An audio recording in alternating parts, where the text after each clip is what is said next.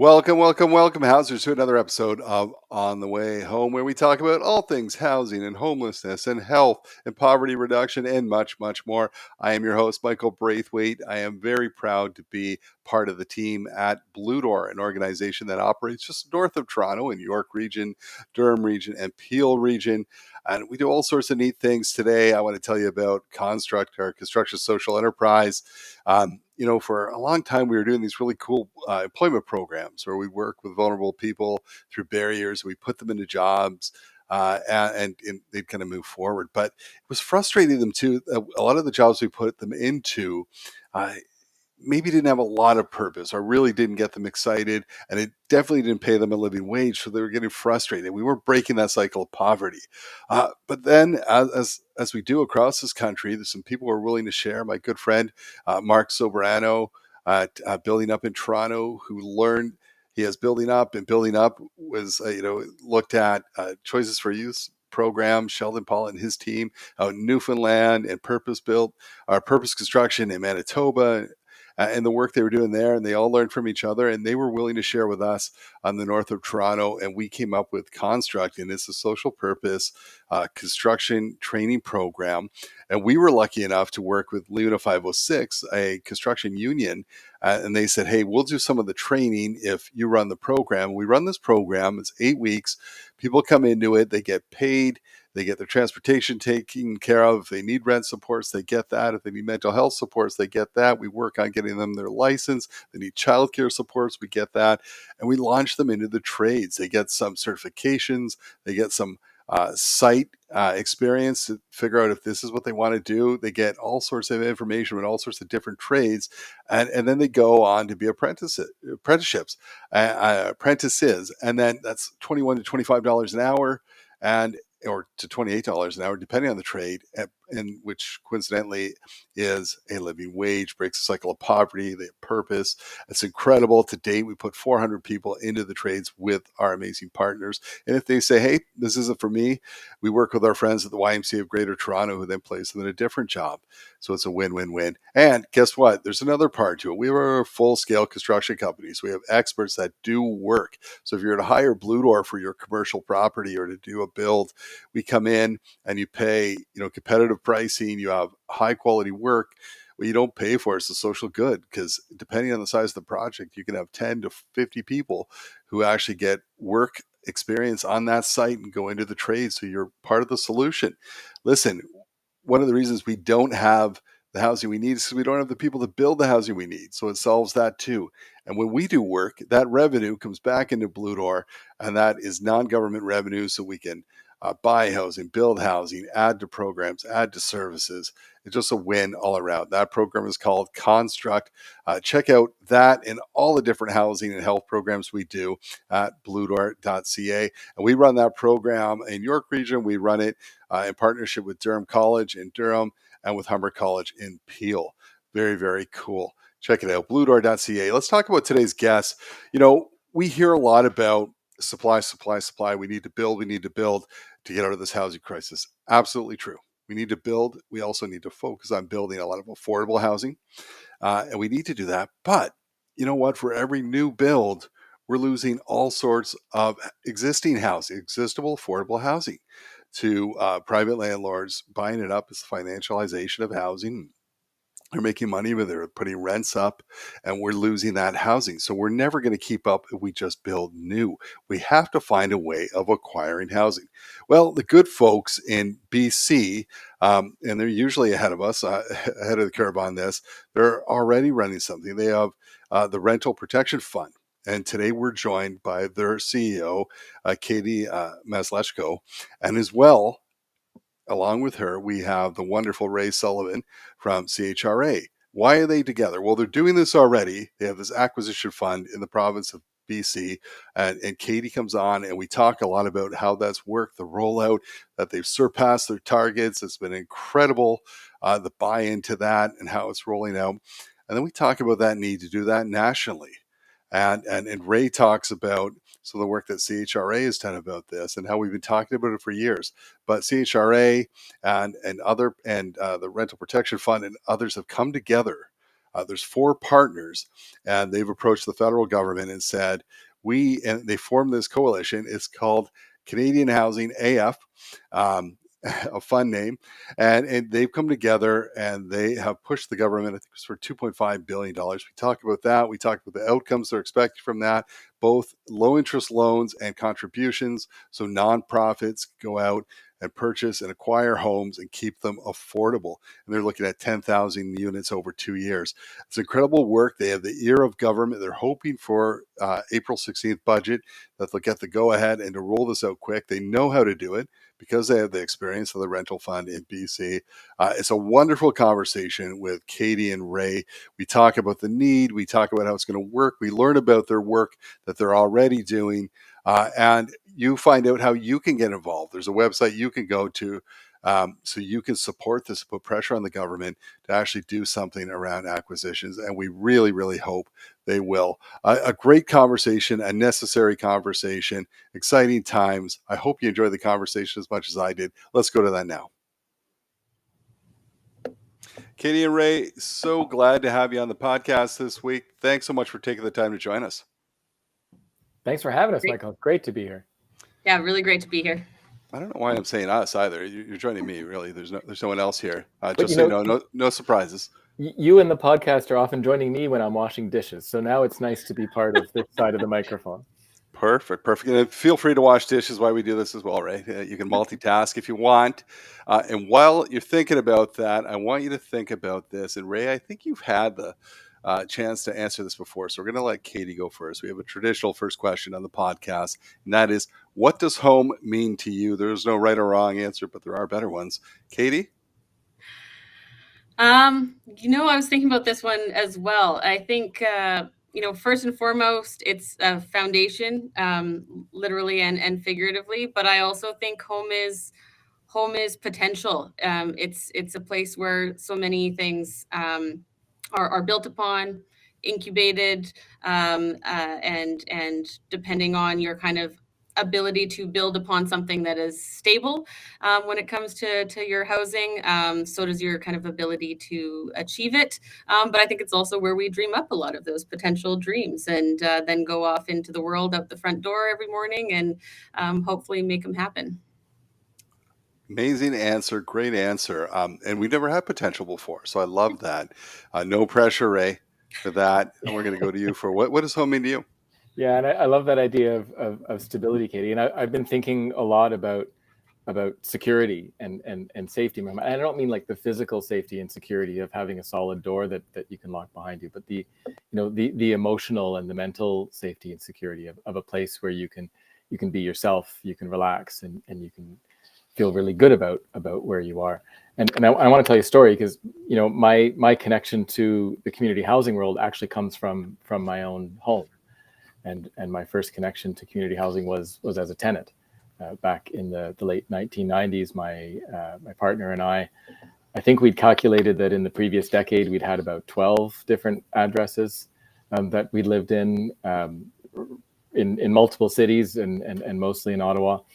And a friend recommended us to CCOC, Centertown Citizens Ottawa Corporation, a private nonprofit here in the Ottawa area. And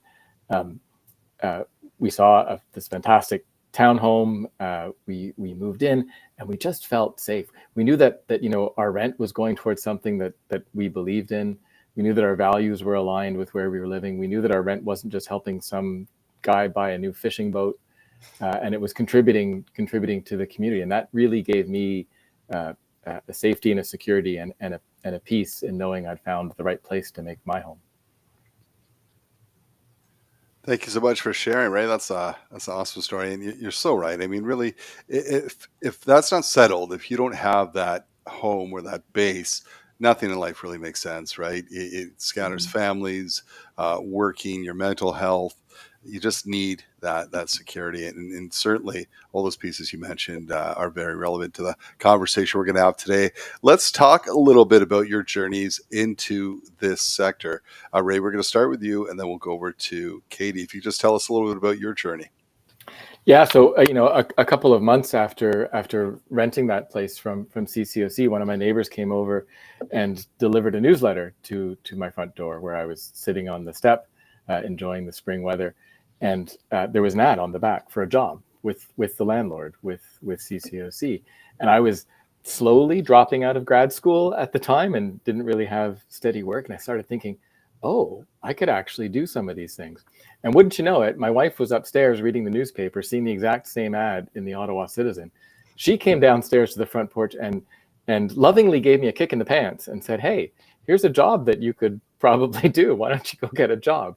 And so I did, and started working in nonprofit housing in the late 1990s, and really fell in love with the work that I was doing, the connection to community, and worked for over 20 years for CCOC. And I remember talking to new staff when they came in, the relationships that we're building with tenants might be relationships that you have for 10, 15, and 20 years. It's closer to a family relationship than a client, service kind of thing. And, the breadth of the work you're dealing with community organizing, you're dealing with health, you're dealing with social services, you're dealing with planning, you're dealing with construction, you're dealing with urban issues. It had everything that I needed to fulfill me in my life. And I'm very, very proud to have been a part of the community housing sector for a while now.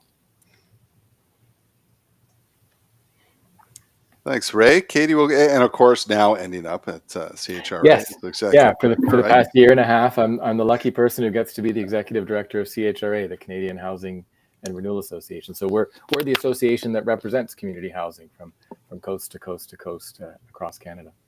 Wonderful, and we're going to hear more about CHRA as well. Katie, tell me a little bit about your journey into the work. Yeah, I think the entire sector is fortunate that Ray did end up at CHRA after all of that.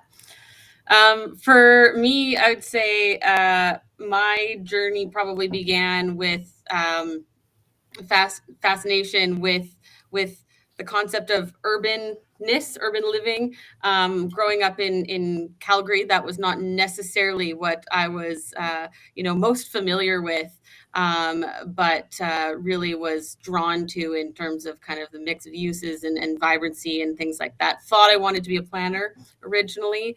Realized there was this place called real estate where it seemed like an even more fun version of planning, in terms of having the same kind of impact on your city or community, and that legacy in shaping it. But that it was your job to kind of, push the boundaries and, maybe not break the rules, but see what you could do within them and how creative you could get. And that really kind of resonated with me. I started my career in traditional condo development, but very quickly became kind of affectionately referred to as the special projects person. So still a little bit of condo, but a lot of other interesting, unique things as well. A lot of our partnership work, I was at BD through this time, and including all of our affordable housing projects that we were working on then. Got to do the first retail application of mass timber for Mountain Equipment Co-op at the time, which is their Vancouver flagship store. And then also the first two kind of new development life sciences buildings that have really started to foster Vancouver's life sciences ecosystem, and in partnership with a group called Accelera out there. So yeah, always these really interesting projects, great partners all along the way. Always had a real passion for the affordable housing projects in particular.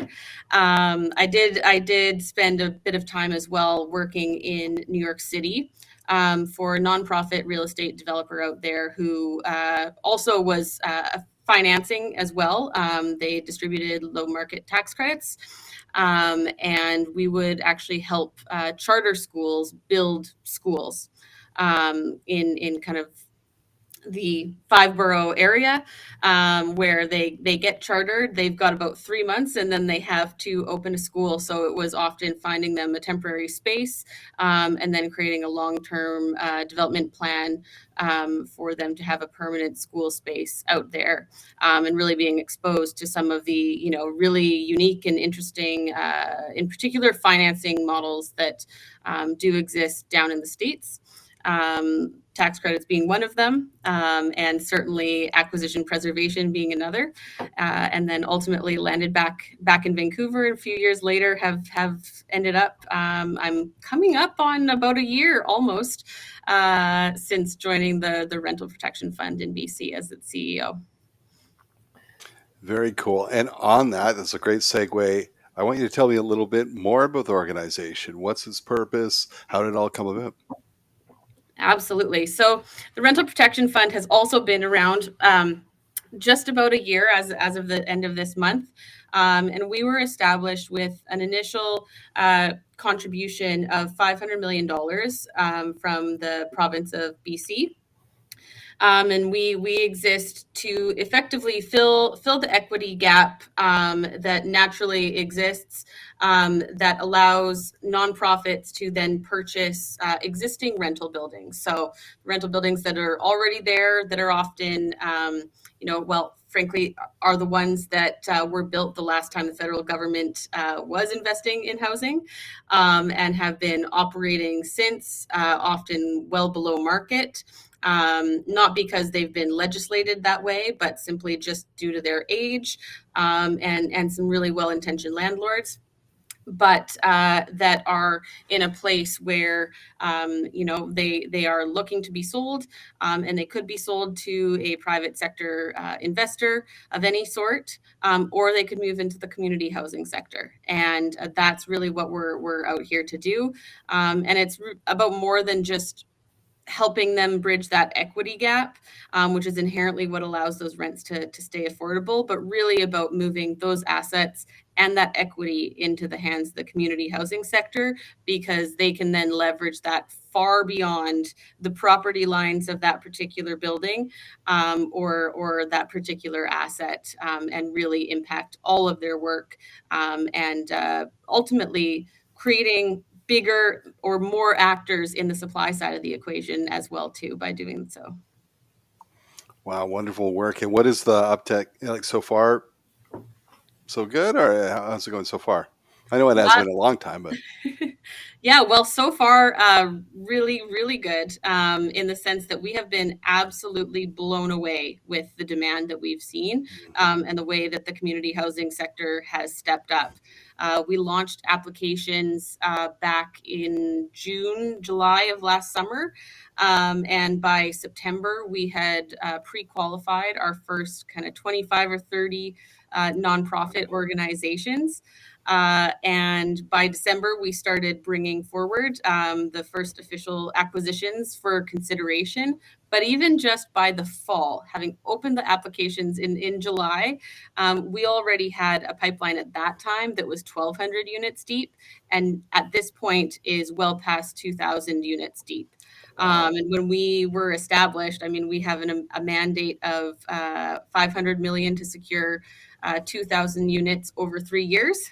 So not only are we well on our way to exceeding that goal in terms of time, but we're also seeing the community housing sector really get creative, and strategic in the properties that they're finding and seeking to acquire. And what that's also allowing us to do is overperform on that 2,000 unit target as well, regardless of how quickly we may achieve it, because we're able to stretch every dollar that much further, and that is largely in credit to the community housing sector and the way that they're going about it and getting creative.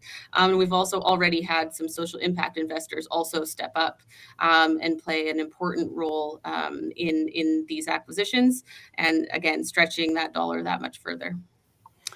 and I don't know if you thought of this. Maybe we could talk about this after. Maybe it's an idea that could grow federally. But before we get to that, We're going to go to Mr. Sullivan to talk about CHRA. Tell us a little bit about, for those who might be living under a rock, what does CHRA do and what are you focused on?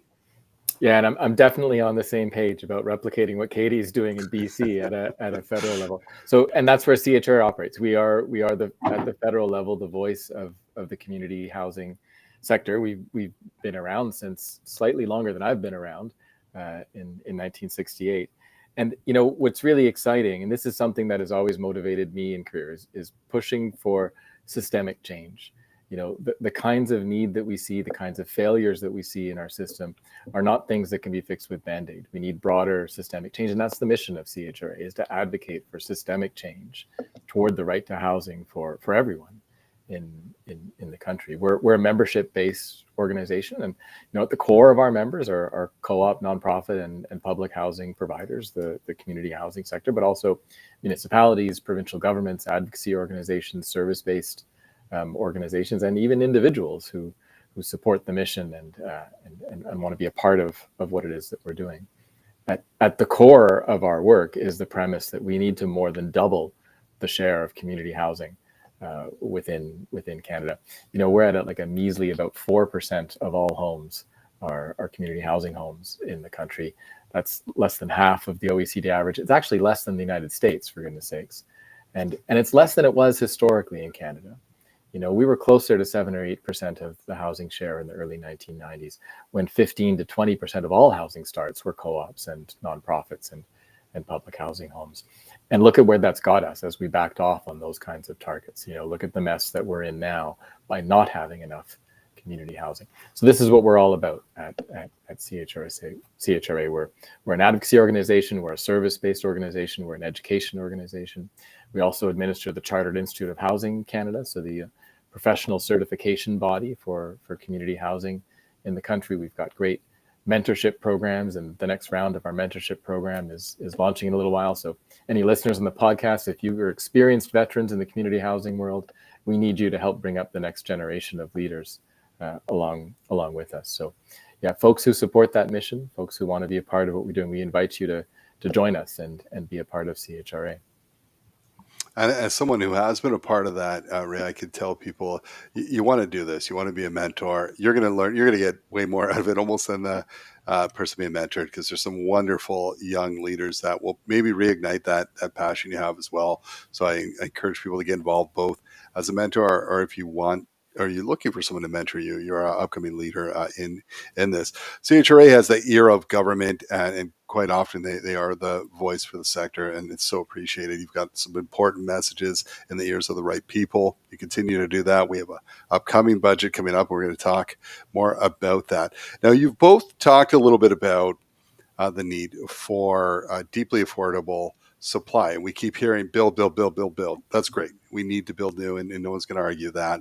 But, that other missing part of the equation is that, and I've heard numbers all over the place, depending on who I talk to, from, it's for every new build, we lose 7 to 10 to 15 to 20 and I guess it depends what's in there, but it's crumbling infrastructure, private sector buying up, no longer affordable, that kind of thing. So we definitely need to do exactly what Katie was talking about in BC, and we have to have access to these mechanisms to acquire and keep buildings affordable, deeply affordable in perpetuity, right? And I think that's what we're talking about today, and we want to talk about now. It's called the Canadian Housing Acquisition Fund, or CHAF. And I think you're going to tell me some new news around that. But how did CHAF come about, and why is it important? First, let's not go with the acronym CHAF. It doesn't sound great. We want to rise above that. What we're going with is Canadian Housing AF. Okay.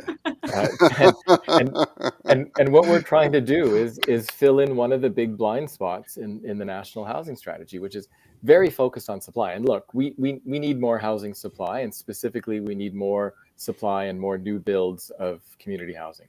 No questions asked. But you've had Steve Pomeroy on the podcast before, and he's really pioneered a lot of this research and looking at the loss of existing private market rental housing that is already at the affordable level.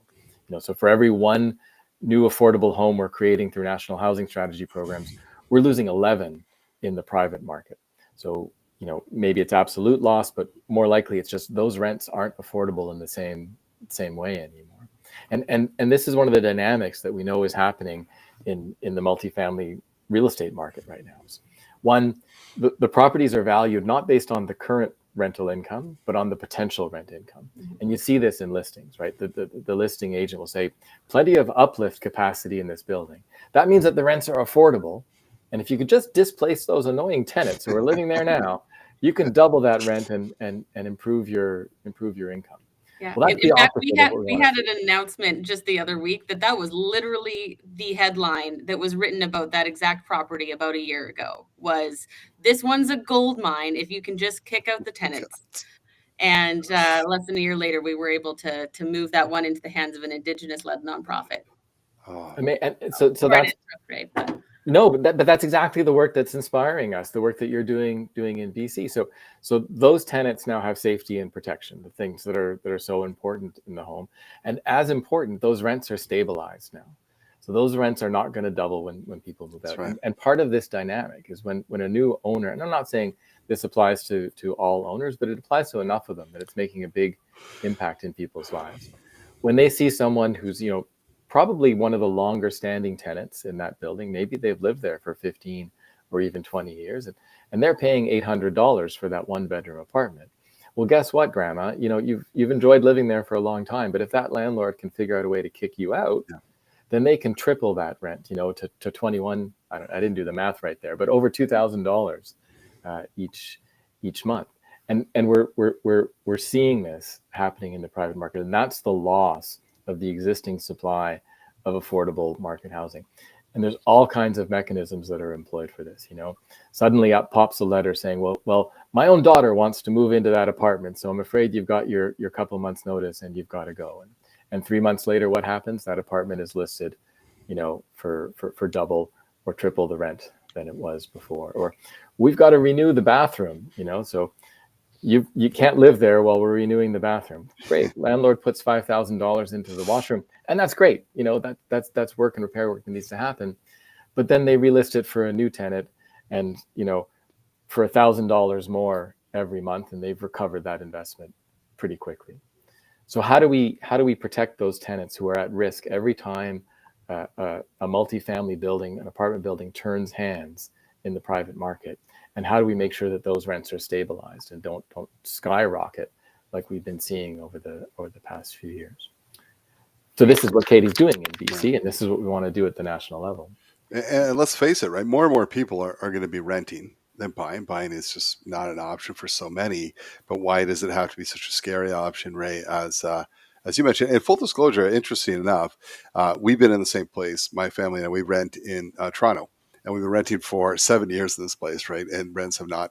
And we've got my son's getting married. He's going to move in. I'm pretty sure it's a lie, right? But you kind of always live on the edge as a renter, thinking, at what point are they going to kick us out or do, and so where do we go next? And so we're looking at, and listen, from a point of privilege, we're fortunate enough to be able to go out and pay market rents. But we're looking at a huge, for the same place, he's going to turn around and do probably about a 40% increase on what we're paying here, right? And that's what's probably driving it, to your point.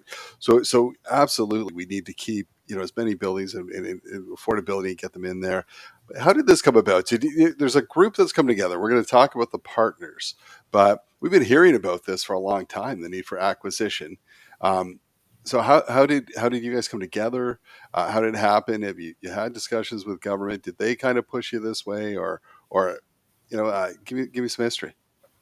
So it's been a lot of work over the past couple of years. The sector, the community housing sector as a whole, has been pointing out this blind spot in the national housing strategy for many years now. But over the past year and a half or so, we've really made inroads in getting CMHC and the government to recognize that this is also a hole in the national housing strategy. So there's been great interest, and we really appreciate and can see and feel the consensus at round tables, at policy consultations, that people think acquisitions is an important part of the solutions.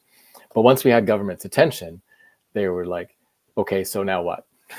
What does it look like? How do you put it on the ground? And that's where we took a lot of inspiration the Rental Protection Fund in BC, both in the concept of what we were doing, in the governance and the way we set it up, but also in the things that Katie was also trying to put in place to build on where they started from at BC. So maybe you can tell that story, Katie, about how things were set up, and we can talk about how we're replicating it.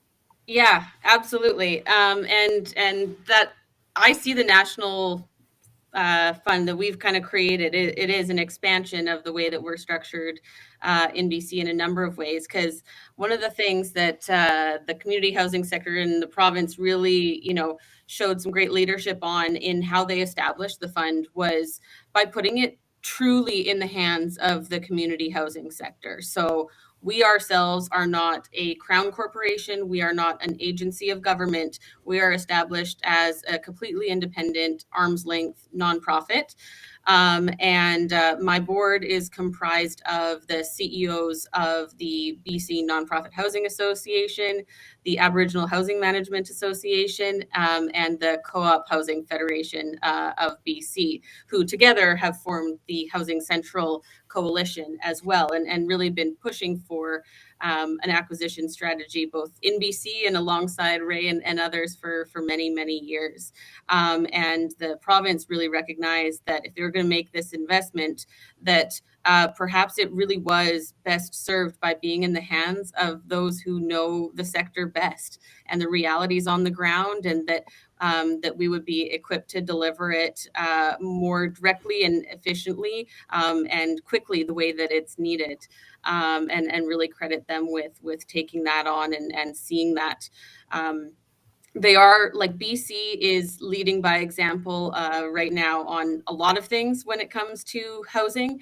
Credit to them for that. And the Rental Protection Fund, we recognize that hopefully we are, serving as some sort of pilot or model that other provinces will already want to replicate, and better yet, that the federal government will step up and play an active role in. And I'll tell you, I have had a call with nearly every province at this point, many calls with a number of them. We're certainly not the only ones. We're obviously doing more than thinking about it, but there's lots of other provinces across the country who are actively exploring this and asking really, really good questions.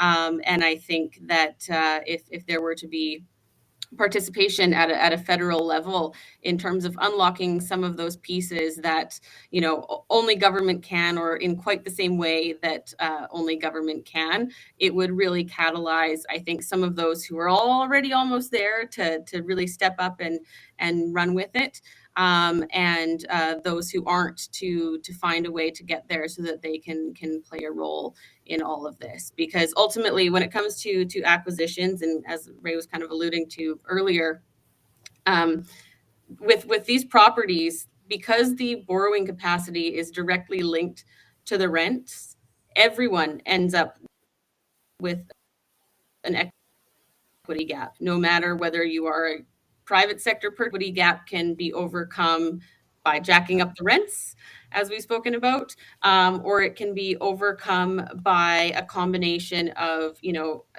whether it's grants or, in our case, capital contribution, equity style funds that can bridge part of that gap, and access to lower cost financing that has greater kind of borrowing capacity. And that's where the federal government can play a really, really meaningful role, is giving the community housing sector access to those low cost borrowing terms, and make this that much more viable for everyone. Otherwise, the inherent pressure is always going to be on the rents in order to fill that gap. So over the past 6 months, it's been a job of coalition building. We'd established the consensus that there needs to be something around acquisition. Then it was, well, what is that something? So we've been putting a lot of work into pulling together folks from the community housing side, from municipal governments, from the private sector as well, to figure out what exactly that model is and what impact can it make. So what we've come around to is a combination of very low interest loans. And the lower the interest rate on the loan, the less that equity gap is that Katie was talking about. supplemented by government contributions, by grants to fill part of that gap, but also stacking on top of that private capital as impact investment. So maybe it's philanthropic foundations, financial institutions who want to give back and make those kinds of social impact investments into the community. And there's quite a bit of interest in that space. And Katie and her team have been really mining and exploring that. And then when it came to setting an actual organization up, which we did in December, we took inspiration again from the BC Rental Protection Fund. So there are 4 members of the corporation, and the board is made up of those 4. It's the Co-op Housing Federation of Canada, ourselves at CHRA, NICHI, the National Indigenous Collaborative Housing Inc. And well, we had to bring Katie and the team at the Rental Protection Fund on board because they've got the real world tested experience in setting one of these things up, and we've benefited enormously from that decision as well. Well, and that time is of the essence too, that these assets are at risk of disinvestment. They're old, but ready to be renewed and purchased and moved into the sector. And if us being at the table can position the fund to move that much more quickly and be ready to partner with government if they were to step up, then that's what we're here to do. Yeah, and we talk about, I think, what is it now? How many homes? Like, is it 5 million total? Like 3 million plus, or that they're looking for 2030? There's no way you're going to build where we're not even, building half of what we need each year, and so this helps keep some new affordability or adds more affordability onto it. The program Mira in Toronto too, you see it on a municipal level, right? Them doing that, and that's certainly been a huge help. I love what you're talking about. You got proof of concept. You say, how's it done? Hey, here's how it's done. We're doing it already, and we've got learnings, and we can, it transfers federally beautifully. We've got partners, and I like what you're saying too, because I mean, not to slag government, but when government takes ownership of a program and rolls it out, it's not fast, as Katie pointed out. There's too many layers, too complicated. I think CMHC friends would be the first to tell you that. It just it takes a while. We look at even the Housing Acquisition Fund. From we're going to do this to rolling out dollars has taken a long time, longer than they thought, right? So this is, and we look at what you've done in BC. I mean, that's quick. You moved quick. You moved mountains fast. And the hope, I guess, is talk to me about some of the numbers, right? You've said you put in an ask for the budget, which is going to be released on April 16th. What have you asked for, and what does that mean? If you get that amount, what are some of the outcomes that you're looking for? Look at Katie and I are wondering who's going to go first on this. So what we've modeled out is the impact that we can make with 2.5 billion in low interest loans, 500 million in contributions, and we think we can raise in social impact capital another 400 to 600 million over a pretty short space. That means that we can secure and protect about 10,000 tenancies across the country. I think that's a 2-year timeline. And this is one of the things that folks in government and folks outside of government started asking us as we were working up toward this proposals. Do you really think that there's a pipeline available? And are there enough nonprofits who would step up to do acquisitions? And, my answer was always, I was puzzled because all of those nonprofits and co-ops that are doing new development, which is way riskier, way harder, and requires even more skin in the game, they are definitely ready to do acquisitions, plus that many more, because it's quicker, it's less risky, and it's simpler. And if there's one thing that we know how to do, unfortunately, in the community housing world, it's how to manage old buildings. That we've got locked down. But yeah. What they've seen in BC is that pipeline's actually bigger, I think, than was originally expected. Yeah, I mean, we were originally conceptualized as doing about 700 units a year in order to achieve that mandate. And I think we all thought there would maybe be, 20 maybe nonprofits who would step up and want to be a part of it.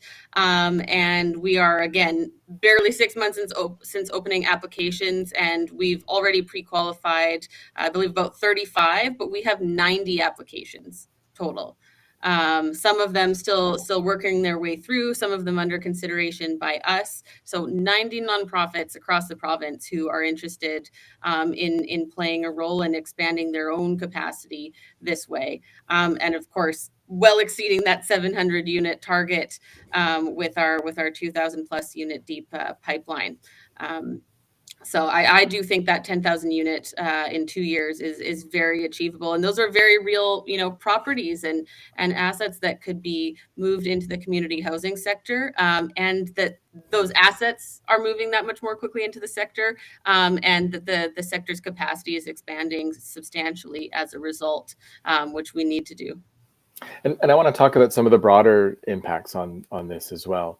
And we know the impacts on the folks who are at risk when their property changes ownership, and people who are being rent evicted and losing their homes or experiencing those rapid rent increases.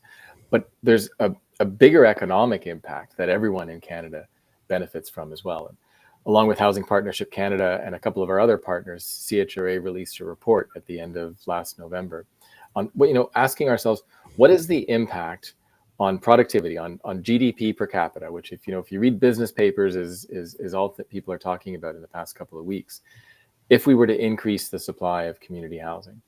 So we engaged Deloitte Canada, and the brilliant economists there crunched the numbers for us, and they calculated what the impact would be if we raised the share of community housing within Canada's housing stock by just like 1.5%. So not a monumental shift, not the more than doubling that we're actually calling for, but a significant enough growth. And the results were actually surprised the economists. They were seeing that it would lead to an increase in productivity of between 5.7 and 9.3% every year. And I'm not an economist, right? So when they came out with that preliminary result, I was like, is that good? Is that a lot? They go, oh, that's huge. Like for one sector of the economy to have that kind of impact on GDP per capita was huge. But not only that, it adds, but what was it, 67 to 130 billion dollars to the economy every year. And that's not the economic impact of the construction and the building.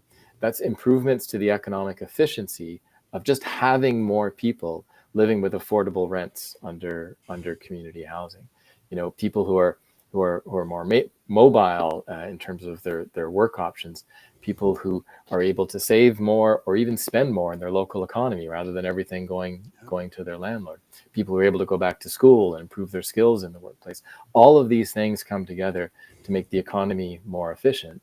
And because it makes the economy more efficient and you have these returns on that investment, it's inflation free. So we're talking about adding that kind of economic impact without triggering any kind of inflation to the economy.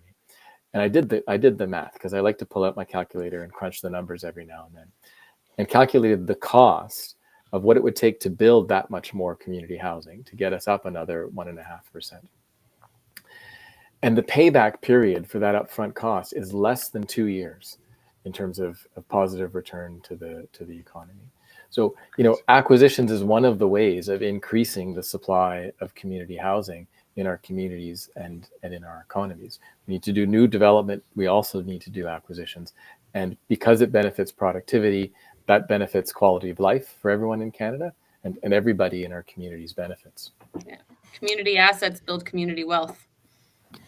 Well said. Look at that. She summed it up just like that. And so you put this forward to government. What is the reception? What have you heard so far? Are they eager? Was it a good reception? Are you feeling pretty good about this upcoming budget? I mean, never any guarantees, but what have you heard? Yeah, never any guarantees, but we are expecting the federal government, to take action through the next budget, and we've seen the increased recognition that they need to fill in this blind spot in the national housing strategy. And our intention through all of this is to be one step ahead of the government so that we're ready when they're ready to invest. So we've set up the corporation. We're learning the operational lessons from BC. We're building that partnership, reaching out to potential impact investors so that when government is ready to take the next step, we're ready to take the next 2 steps with them.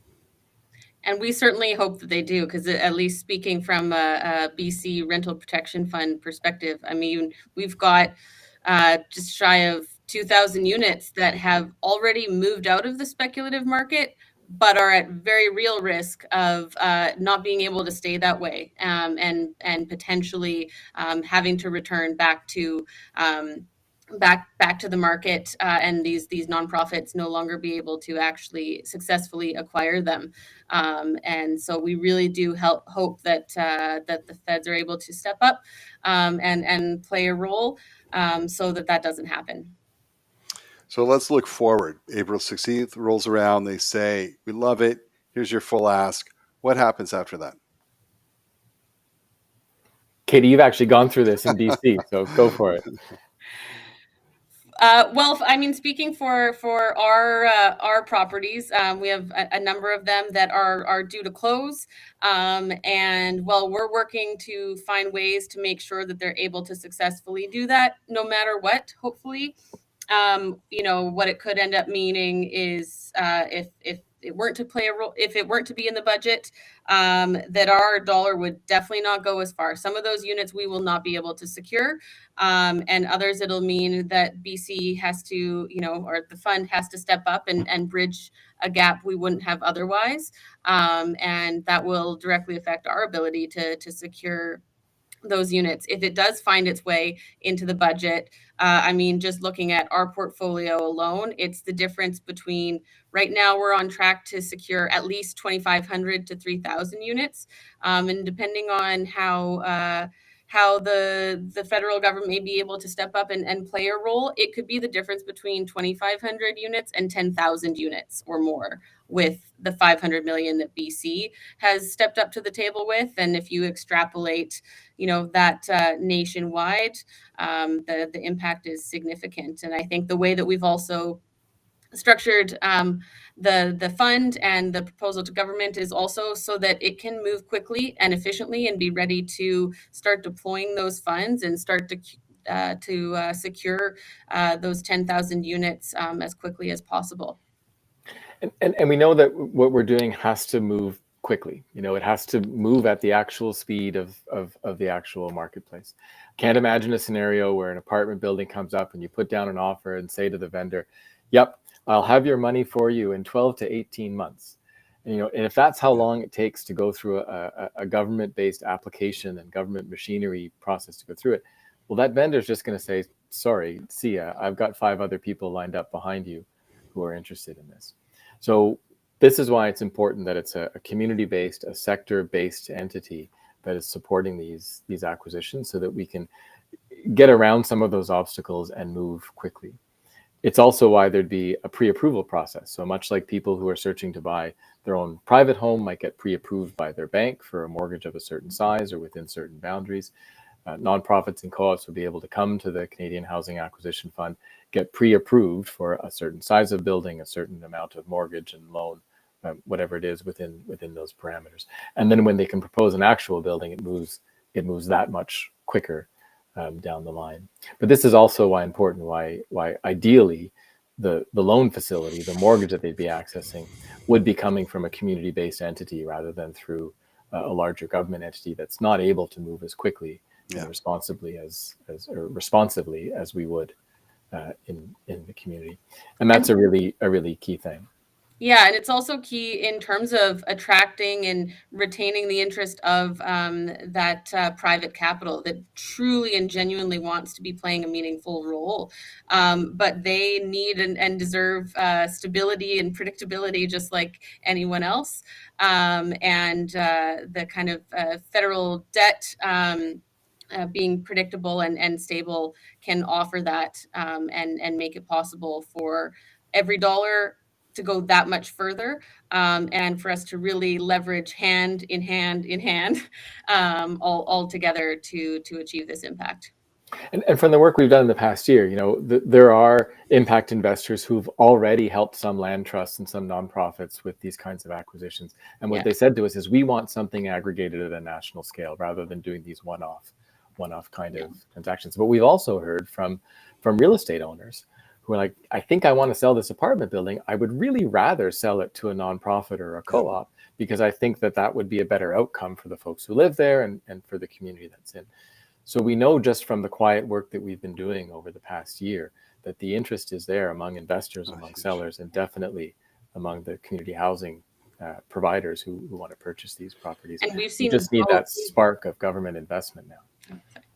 Yeah, we've seen both over in BC. I mean, just in those that we've already approved or have in our immediate pipeline, we've seen impact investors already step up with over $50 million on those deals so far, which is incredible. And it's why, ensuring that those deals don't fall apart is really significant, because they have stepped up and really led by example, and we don't want to see that desire fall away, certainly, and so hopefully that can be possible. I really do hope. And listen, I have no doubt there's going to be a huge response. There's a huge need. I look even in our area of north of Toronto and York, Peel, Durham. There's a nineplex at Aurora that is deeply affordable right now. Is on the market. Is someone's going to take it? The uplift, as Ray said earlier, that's what it's being sold on. And when we've gone to local, provincial, we've looked at, hey, someone help us buy this and keep it. There's just nothing. Right. And I think it was, have you tried fundraising was the advice we got as a nonprofit, right?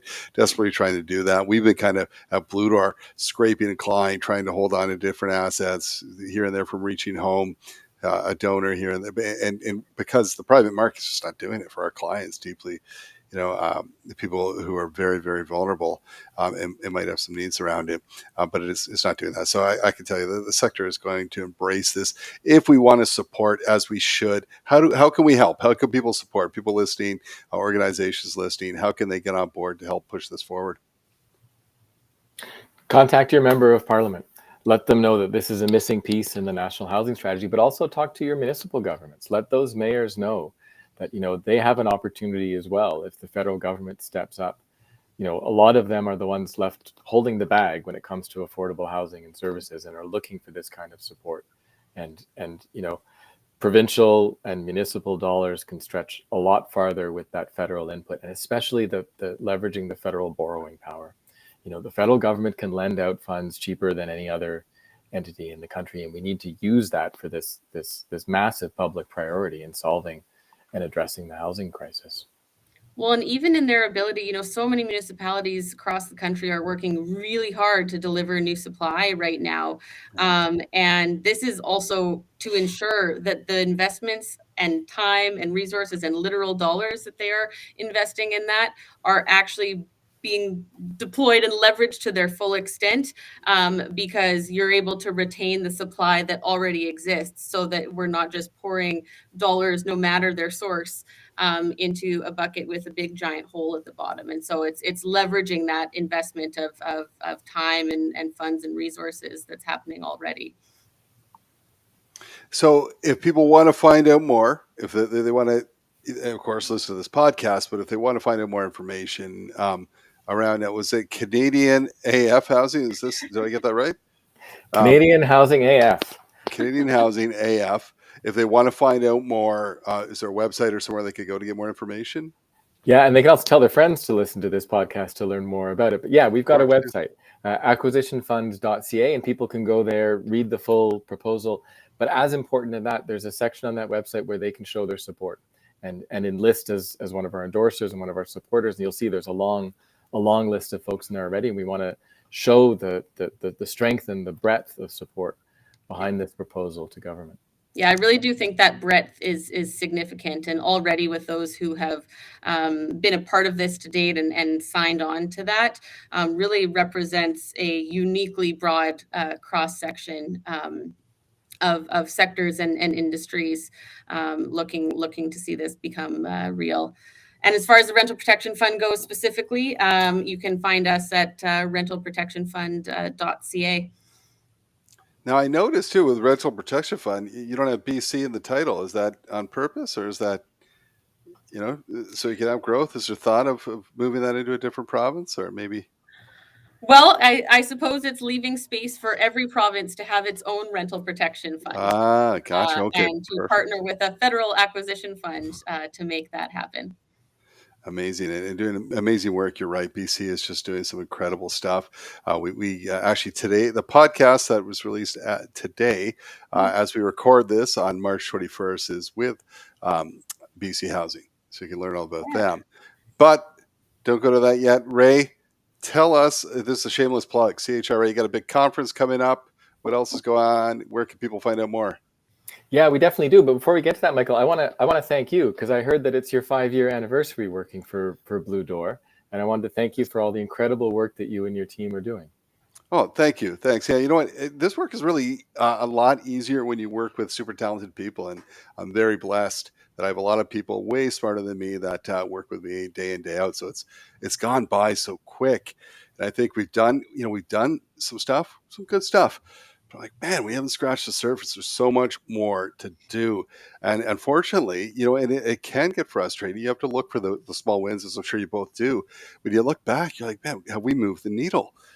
Little bit, as much as we wanted, no, because the need and all these different things that have happened in between. When I started 5 years ago at Pludor, uh, we weren't thinking COVID, and we weren't thinking of how. And I remember when that started, Nick Falvo came on and he said, "Listen, you're not really going to feel the real kind of fallout from COVID till 3 years after it's over." And he's right. We're seeing that, right? Like, I mean, as a researcher, he really said, here's where, and our most vulnerable, of course, are going to feel it the most. And we're seeing that day in and day out. But we are fortunate that we have CHRA that has the ear of government, that does all sorts of great op-eds. The work with Deloitte you talked about was incredible, just showing, hey, not only does this make sense, but like it makes economic sense and so on.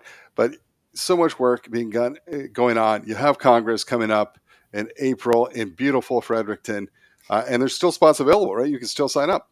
There are just about 2 weeks from the time that this podcast airs, our National Congress on Housing and Homelessness from April 9 to 11 in beautiful Fredericton, New Brunswick. They're really rolling out the welcome mat for us. It's going to be fantastic. They've actually arranged a solar eclipse to pass overhead just before the Congress begins to open things up for us.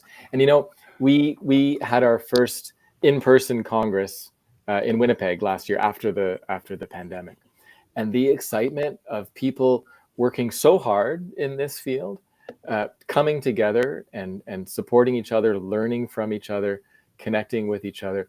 It's becoming like a 1-week community housing festival where and we're seeing that other organizations add their annual meeting or meetings of their boards of directors or their networks in that same week. So it's the CHRA Congress and much more going at the same time. And I know that everybody out there is going to want to be a part of this. There are still some spaces left. Go to our website, chra-achru.ca, and you can find the Congress page and register there. You're working with a wonderful team there, Ray, doing great stuff. And as someone who attended Winnipeg last year, what a great week of learning, connecting. And if you're feeling, like I was talking about, a little bit of burnout, or you're feeling that we're not moving that needle, you never leave you leave the conference brimming with confidence and passion and reignited, because you're around some brilliant, brilliant people. And Ray will be there too. So go to the website. Sign up. Lots of spots available. And Ray, thank you for the advice. Ray told me that for the eclipse that not to wear any eyewear and to stare directly into the sun. That was it, right? That's Perfect. Exactly it. Well, listen, it has been just a pleasure having both of you on. I love this idea. It is so long coming together. Proof of concept, 4 partners coming together. I think this is really exciting. And listen, people, take a listen. Go to the website. Sign on. The more people we get on board with this, the more pressure we can put to have this become a reality. Ray, Katie, thank you so much for taking the time in your busy schedules and joining us on the podcast this week. So grateful. Thank you, Michael. Canadian Housing AF.